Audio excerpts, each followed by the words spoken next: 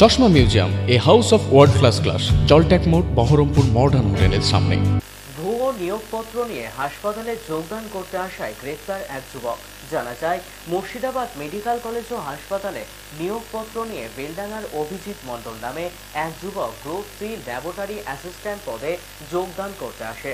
এই নিয়োগপত্র দেখে medical college কর্তৃপক্ষের সন্দেহ হওয়ায় তারা প্রিন্সিপালের কাছে যায়। প্রিন্সিপাল এই নিয়োগপত্র দেখে বুঝতে পারে যে এটি ভুয়ো নিয়োগপত্র।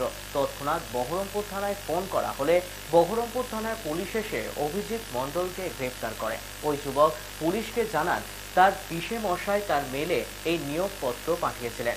সে নিয়োগপত্র নিয়ে অভিজিৎ মণ্ডল আজ সেটি ভেরিফাই করতে আসে বলে তিনি জানান। এই ভুয়ো নিয়োগপত্র কাণ্ডে অনেক বড় চক্র রয়েছে বলে পুলিশের ধারণা।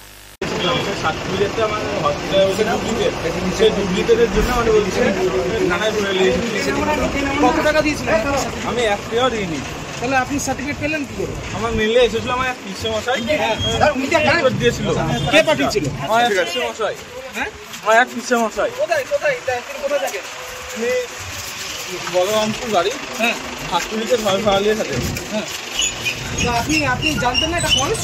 না স্যার, আমি জানতাম না। কালকে তাহলে আপনি এইটা নিয়ে চলে এসেছিলেন চাকরির জন্য? হ্যাঁ, কোন পদে চাকরির জন্য? ওটা ছিল গ্রুপ সি, আমি জানতাম না, ভেরিফাই করতে এসেছিলাম। আচ্ছা।